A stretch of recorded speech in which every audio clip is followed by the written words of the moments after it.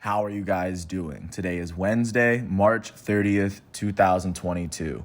I'm James Sims, and for this episode of The Elite, I'm going to review yesterday's Elite matchups and performances from Tuesday, March 29th, 2022. I'm also going to preview everything that's going on today as we navigate through this world of sports one day at a time. With that said, I'm going to take a quick step back and take a look at where we are in the calendar year before I get started. With college basketball first, with the men's and the women's brackets, we are getting ready to go into the Final Four and championship weekend, as the weekend will resume with the women's Final Four on Friday and the men's Final Four on Saturday. In the NBA, of course, teams are still competing amongst themselves for the remaining playoff spots. So far, only 2 teams in the West and only 1 team in the East has clinched a playoff spot, as team seasons are slowly ticking away game by game, and even the Los Angeles Lakers have fallen out of the playoff picture. And then taking a look at what's going on with soccer overseas, teams are still qualifying for World Cups, and I'm just going to go through that country by country. But with that said, I'm going to start with what's going on with the NBA, because of course there wasn't any college basketball yesterday. College basketball will resume on Friday, like I said earlier, and I'll wait till we get there day by day. Taking a look at what happened in the NBA yesterday, starting off in Philadelphia, the Philadelphia 76ers went on to host the Milwaukee Bucks. The Bucks would beat the Sixers 118-116. The defending champs won by 2 after outscoring the Sixers by 10 in the fourth quarter to overcome their 8-point deficit. On the losing end of this matchup, these hometown 76ers were led in scoring by their elite starting shooting guard, James Harden. Harden finished with 32 points, 5 rebounds, 9 assists, all this in 37 minutes. He shot 9 for 17 from the field, 4 for 10 from 3, and 10 for 12 from the free throw line. Their elite starting center, Joel Embiid, finished with 29 points, 14 rebounds, and 7 assists in 39 minutes. He shot 11 for 21 from the field, 3 for 5 from 3, and he shot 4 for 6 from the free throw line. Their starting power forward, Tobias Harris, finished with 22 points, 11 rebounds, 6 assists, and 3 steals in 36 minutes. He shot 10 for 19 from the field, and on the winning end of this matchup, the defending champs, Milwaukee Bucks, were led in scoring by their elite starting power forward, the reigning NBA Finals MVP out of Greece, Giannis Antetokounmpo. He finished with 40 points, 14 rebounds, 6 assists, and 3 blocks in 38 minutes. He shot 16 for 24 from the field, 1 for 3 from 3, and he shot 7 for 10 from the free throw line.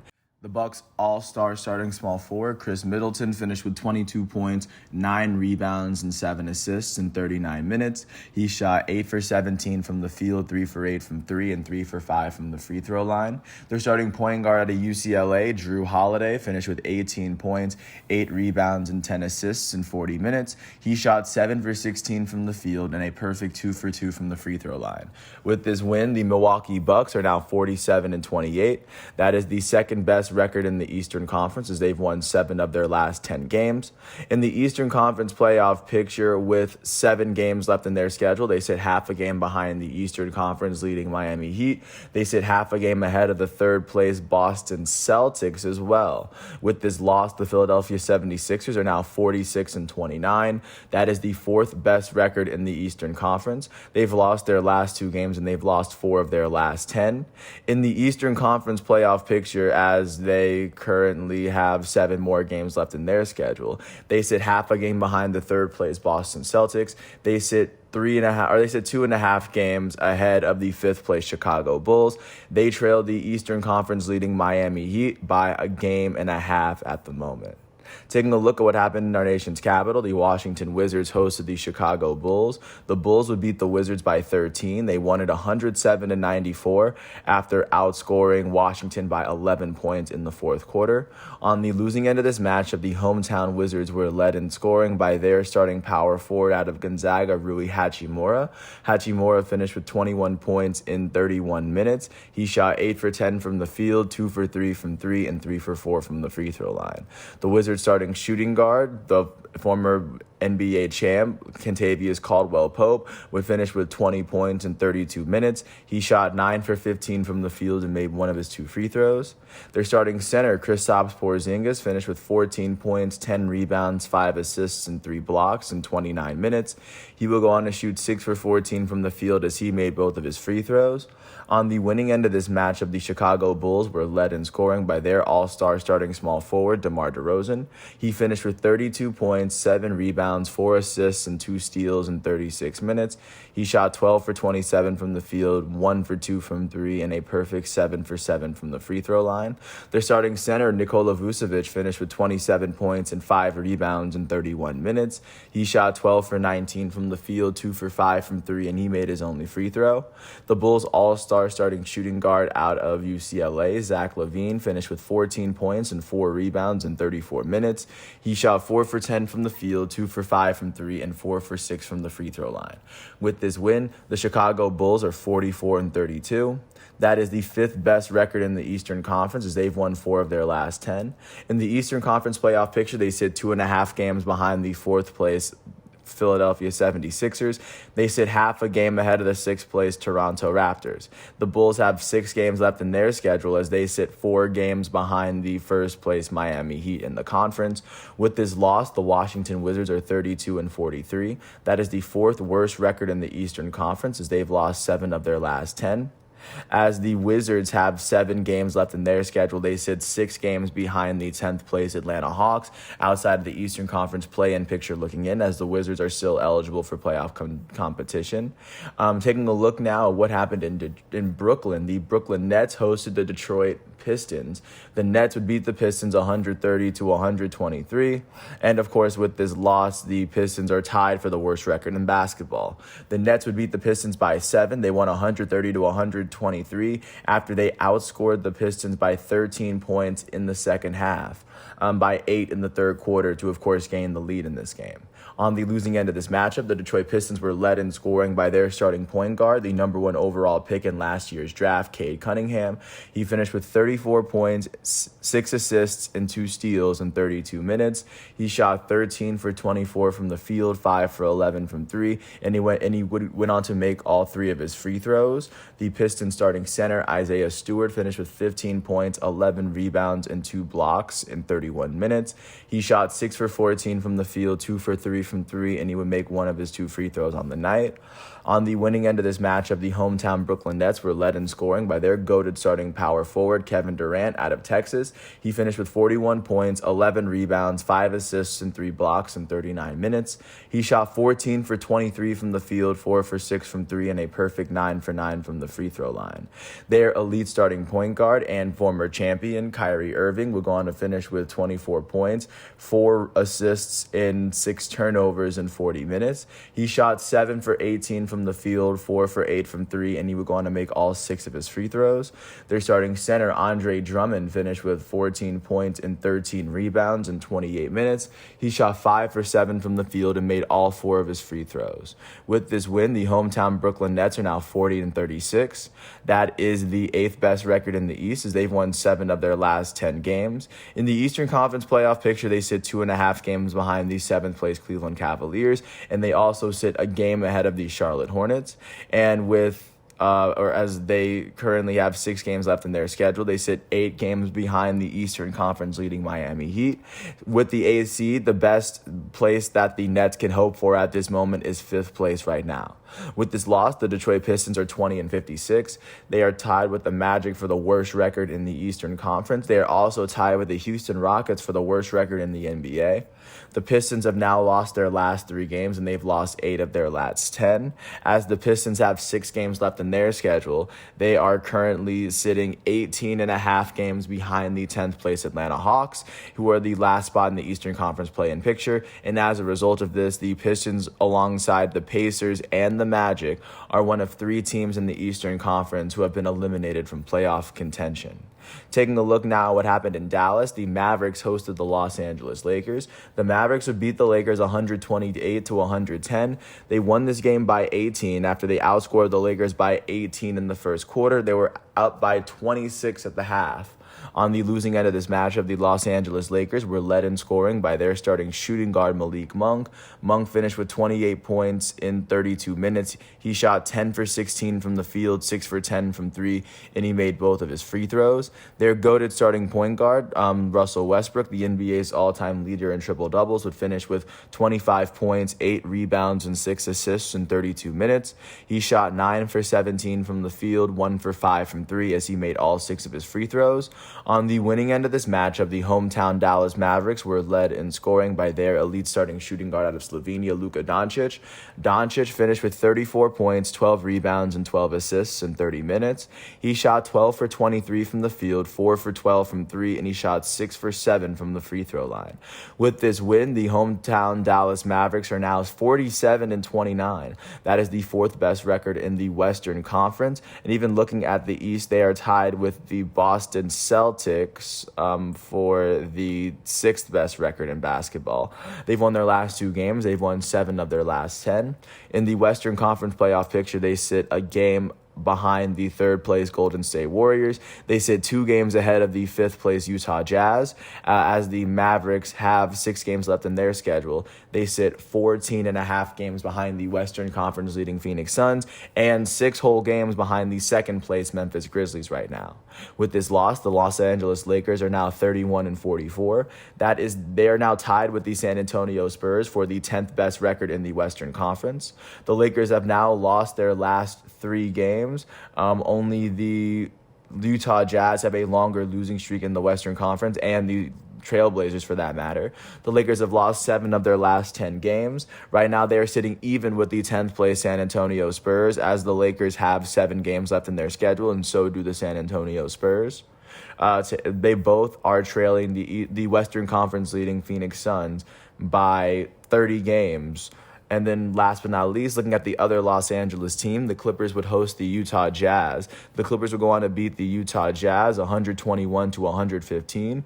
The Clippers won this game by 6 after they went on to outscore the Jazz by 18 in the 4th quarter to overcome their 12-point deficit. On the losing end of this matchup, the Utah Jazz were led in scoring by their elite starting shooting guard Donovan Mitchell. Mitchell finished with 33 points, 2 rebounds, and 6 assists, as well as 6 turnovers in 36 minutes. He shot 12 for 21 from the field and 9 for 12 from the free throw line. And of course, on their elite starting center, Rudy Gobert would finish with 9 points, 16 rebounds, 2 steals, and 3 blocks in 38 minutes. Gobert shot 4 for 7 from the field, and he made 1 of his 6 free throws. On the winning end of this matchup, the hometown Los Angeles Clippers were led in scoring by their elite starting shooting guard, Paul George. In his return, George finished with 34 points, 2 rebounds, 6 assists, and 4 steals in 31 minutes. He shot 10 for 20 from the field, 6 for 9 from three. He shot 8 for 11 from the free throw line. Their starting point guard, Reggie Jackson, finished with 21 points and 5 assists in 37 minutes. He shot 8 for 24 from the field, and he made all 3 of his free throws. With this win, the Los Angeles Clippers are now 37-39. That is the 8th best record in the Western Conference. They've won 3 of their last 10 games. In the Western Conference playoff picture, they sit 6 games behind the 7th place Minnesota Timberwolves, and they are currently sitting 4.5 games ahead of the 9th place New Orleans Pelicans. With 6 games left in their schedule, they are sitting 24.5 games behind the Western Conference leading Phoenix Suns. As of right now, it looks as though the highest seed that they're going to get is this 8th seed right here. And of course, it looks as though they have enough space between them and the Pelicans to finish with the 8th seed. With this loss, the Utah Jazz are now 45-31. That is the 5th best record in the West, as they are now tied with the Denver Nuggets. They have now lost their last 5 games. That is the longest active losing streak in the Western Conference and the longest active losing streak in the NBA for that matter. They've lost 6 of their last 10 games. In the Western Conference playoff picture, alongside the Denver Nuggets, they sit 2 games behind the 4th place Dallas Mavericks. They sit 2 games ahead ahead of the 7th place Minnesota Timberwolves. And of course, with 6 games left in their schedule, they are trailing the Western Conference leading Phoenix Suns by 16.5 games. The highest seed that the Jazz can get is the 3rd seed, as they sit 3 games behind the 3rd place Golden State Warriors.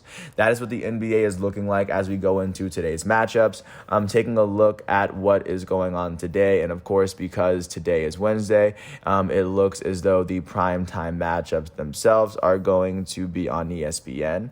The first one is going to be on 7:30. Is going to be on at 7:30 in TD Garden, as the Boston Celtics, who hold the 3rd best record in the East, are going to host the Eastern Conference leading Miami Heat. Celtics enter this matchup having lost 2 of their last 10 games.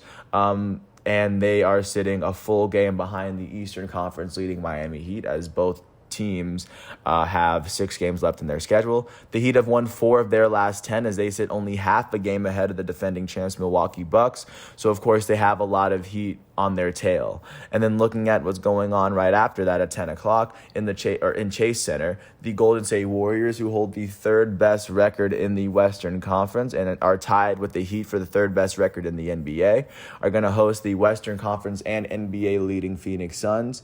The Warriors enter this matchup having lost their last 3 games and 6 of their last 10.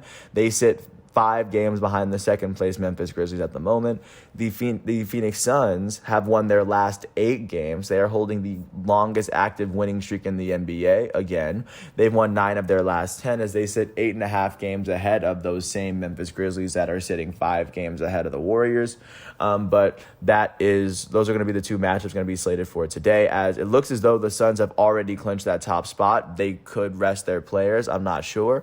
Looking at the games that aren't on prime time, at 7 o'clock, the Cleveland Cavaliers are going to host the Dallas Mavericks in Rocket Mortgage Fieldhouse. At the same time, the Indiana Pacers are going to host the Denver Nuggets in Gainbridge Fieldhouse.